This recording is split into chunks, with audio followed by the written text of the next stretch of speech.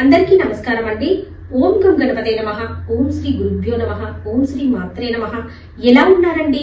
అందరూ బాగుండాలని, అందులో నేను ఉండాలని కోరుకుంటున్నాను. ఈనాటి అత్త ఒకప్పటి కోడలని మర్చిపోతారు.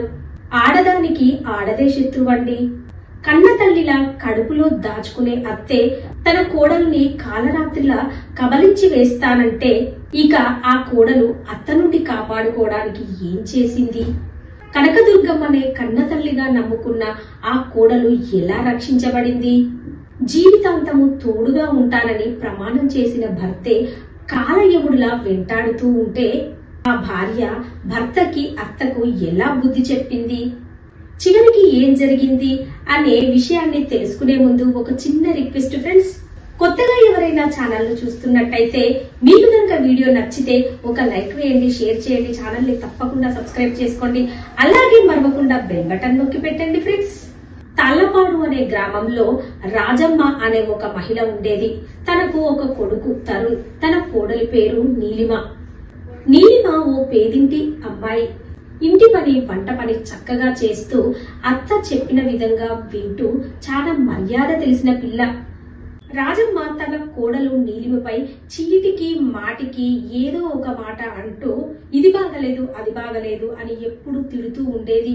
చూసారా అండి, పక్కింటి పంకజం వారి కోడలు 10 లక్షల కట్నం తెచ్చింది. ఎదురుంటి పుల్లమ్మ కోడలు బంగారము, పొలాలు తీసుకుని వచ్చింది. నా కోడలే పైసా కూడా తీసుకురాలేదు. నా కోడలతో నాకు ఏమీ లాభం లేదు అని ఊకే నసుకుతూ ఉండేది. ఇంతలో తరుణ్ బయట నుండి ఇంటిలోనికి వస్తాడు. ఏంటమ్మా, నీలో నువ్వే నసుకుతూ ఉన్నావు, ఏంటి సంగతి అంటాడు. దానితో రాజమ్మ, ఏం చెప్పనురా, ఊళ్ళో వాళ్ళ కోడలందరూ ఎంతో కట్న కానుకలు తెచ్చుకున్నారు. వద్దు వద్దన్న నీలిమని చేసుకున్నావు. నయా పైసా కట్నం తేలేదు, దాంతో ఏమీ లాభం లేదురా అని నసుకుతూ ఉంటుంది. ఓ అదా సంగతి, ఏం పర్వాలేదమ్మా, ఇకనైనా నీ కోడలు ముక్కు పిండి డబ్బులు వసూలు చేయి, నీకు సర్వాధికారాలు ఇస్తున్నాను, నీ కోడల దగ్గర ఏమైనా చేసుకో అని అంటాడు తరుణ్. దానితో రాజమ్మ రెచ్చిపోయి, ఇక చూపిస్తాను తడాక అంటూ కోడల వద్దకి నీలిమ అంటూ కిచెన్ లోకి వెళ్లిపోతుంది. ఏంటత్తయ్య, ఏమైనా కావాలా అంటూ వంట చేసుకుంటున్న నీలిమ అత్తయ్యను అడుగుతుంది. దానితో ఆ రాజమ్మ, అందరి ఇళ్లలో టీవీ, ఫ్రిడ్జ్, ఏసీ అన్ని ఉన్నాయి, మన ఇంట్లోనే ఏమీ లేవు, ఇదంతా నీ వల్లనే. పైసా కట్నం తీసుకురాలేదు, నువ్వేం చేస్తావో ఏమో నాకు తెలియదు. 6 నెలల్లో మన ఇంట్లో టీవీ, ఫ్రిడ్జ్ అన్ని వస్తువులు ఉండాలి, లేదంటే నీ పుట్టింటికి పంపించేస్తాను, నాకేం తెలియదమ్మా అంటూ చెప్పి బయటికి వెళ్లిపోతుంది రాజమ్మ. దానితో నీలిమకి ఏం చేయాలో అర్థం కాలేదు. తన పుట్టింటి వాళ్ళు తనకు కట్న కానుకలు ఇచ్చే స్తోమత లేదు. ఇక ఆ రోజు రాత్రంతా నీలిమ ఆలోచించి మరుసటి రోజు ఏదైనా పని దొరుకుతుందో ఏమో అని బయటకు వెళ్తుంది. ఆ రోజంతా ఆ ఊరిలో ఉన్న షాపుల్లో గాని, మిగతా పనులు దొరికే ప్లేస్లలో గాని పని ఆరా తీస్తుంది. సాయంకాలం వేళ అవుతుంది, కానీ నీలిమకు ఏ పని దొరకదు. ఇక నీలిమ ఎంతో బాధపడుతూ ఇంటికి బయలుదేరి వస్తుంది. ఇక ఇంట్లో కూర్చున్న రాజమ్మ, ఏంటమ్మా, ఏమైనా పని దొరికిందా, శుభవార్తేనా అంటుంది. అత్తయ్య, నాకు ఏమీ పని దొరకలేదు అంటుంది నీలిమ. దరిద్రం, మరి నువ్వంటేనే దరిద్రము, నీకు పని ఎక్కడ దొరుకుతుంది అంటూ చిరాకు పడుతూ లోపలికి వెళ్ళిపోతుంది రాజమ్మ. ఇలా కొంతకాలం గడుస్తుంది. నీలిమ ఓ రోజు ఎంతో సంతోషంతో హాల్లో కూర్చున్న అత్తగారు భర్త దగ్గరికి వచ్చి, నేను శుభవార్త చెప్తానండి అని అత్తయ్యతో అంటుంది. ఏంటమ్మా శుభవార్త, మీ నాన్నగారు 10 తులాల బంగారం ఇస్తాడా, లేదంటే ఏమైనా 4 ఎకరాల పొలం ఇస్తాడా, ఏంటి శుభవార్త చెప్పు అని అత్త విసుక్కుంటూ అంటుంది. అత్తయ్య, నేను 3 నెలల గర్భవతిని అంటూ నీలిమ ఎంతో సంతోషంగా చెప్తుంది. దానితో అత్తగారు, ఇక ఈ సాకు పెట్టుకొని ఇంటి పని, వంట పని మానేస్తావా ఏంటి, నువ్వు ఎలా ఉన్నా, నీ ఆరోగ్య పరిస్థితి ఎలా ఉన్నా నాకు సంబంధం లేదమ్మా, నువ్వు మాత్రం ఇంటి పని, వంట పని చెయ్యాల్సిందే అంటుంది రాజమ్మ. ఇంత కనికరం లేదండి, అదే తన కన్న కూతురైతే అలా చేస్తుందా? అది కొందరు అత్తలు అలా ఉంటారు. విన్నావా, అమ్మ చెప్పినట్టు నడుచుకో అంటూ తరుణ్ చెప్పి తను కూడా లోనికి వెళ్ళిపోతాడు.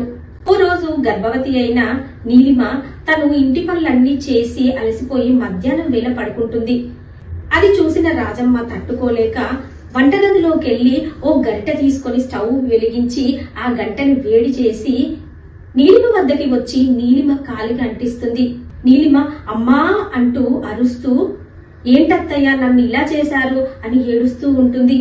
ఆ సాయంకాలం అవుతుంది, వంట పని ఇంటి పని ఎవరు చేస్తారు, పడుకున్నావేంటి, లేచి వంటగదిలోకి వెళ్లి పని చెయ్యి అంటుంది. నీలిమ ఏడ్చుకుంటూ అడుగులు అడుగు వేస్తూ కాలు నొప్పితో వంటగదిలోకి వెళ్లి సాయంకాలం పని ప్రారంభిస్తుంది. వంటగదిలో వంట చేసుకుంటూ నీలిమ నమ్ముకున్న కనకదుర్గమ్మ తల్లిని నీలిమ మొక్కుకుంటూ ఉంటుంది. అమ్మా, నేను ఇంట్లో కోడలుగా లేనమ్మా, నన్ను ఒక పని మనిషిలా చూస్తున్నారమ్మా, నన్ను నా కడుపులోని బిడ్డను కాపాడమ్మా, నా కాపురాన్ని మంచిగా చెయ్యమ్మా అని నీలిమ కనకదుర్గమ్మను వేడుకుంటూ ఉంటుంది. ఇక ఈ సమయంలో రాజమ్మ తన కొడుకు రెండో పెళ్లి చేయాలని, తన కోడలి పీడ విరగా కావాలని బజారుకు వెళ్లి లడ్డూలు తీసుకొని వచ్చి అందులో పురుగుల మందు కలిపి ఓ లడ్డూను కోడలికిస్తుంది. అమ్మా, తిరుపతి లడ్డమ్మా, తిను, నీ కడుపులోని బిడ్డ ఆరోగ్యంగా ఉంటాడమ్మా అంటూ నీలిమకిస్తుంది. నీలిమ అది నమ్మి ఆ లడ్డూను తింటుంది. కానీ నీలిమకు ఏం కాదు. తను నమ్ముకున్న కనకదుర్గమ్మ తల్లి ఆ విషయాన్ని నీలిమపై ప్రభావం లేకుండా చేస్తుంది. దానితో అత్తగారు ఆశ్చర్యపోతుంది. ఏంటి, దీనికి విషం ఇచ్చినా గాని ఏం కాలేదు, ఇది గట్టి పిండమే ఉన్నట్టుంది, దీనికి చాలా గట్టి ఆలోచన చెయ్యాలి అంటూ ఆ రాత్రికి కొడుకు వచ్చాక కొడుకును ఓ చోటికి తీసుకెళ్లి ఎలాగైనా దాన్ని చంపేయాలరా అంటూ కొడుకుతో చెప్తుంది. దానితో కొడుకు కూడా సహకరిస్తాడు. ఇక అనుకున్నదే తడవుగా తరుణ్ పడుకున్న నీలిమ దగ్గరికి వెళ్లి ఒక తాడు తన చుట్టూ మంచానికి కట్టేస్తాడు. ఇక అత్తగారు కిరోసిన్ తీసుకొని వచ్చి ఆ నీలిమ మీద పోసేస్తుంది. అంతలో నీలిమకు మెలకు వచ్చేస్తుంది. ఏం చేస్తున్నారు అత్తగారు, నన్ను ఏం చేయాలనుకుంటున్నారు అని అరుస్తూ ఉంటుంది. అమ్మా, నన్ను నా బిడ్డను కాపాడమ్మా కనకదుర్గమ్మ తల్లి అని వేడుకుంటూ ఉంటుంది. ఇంతలో ఆ కనకదుర్గమ్మ తల్లి ప్రత్యక్షమవుతుంది. ఏంటమ్మా, ఒక అత్తగా ఉండి గర్భవతి అయిన అమ్మాయిని కాపాడుకోవాలి, ఆరోగ్యంగా చూసుకోవాలి, అలాంటి దానివి చంపాలని చూస్తావా?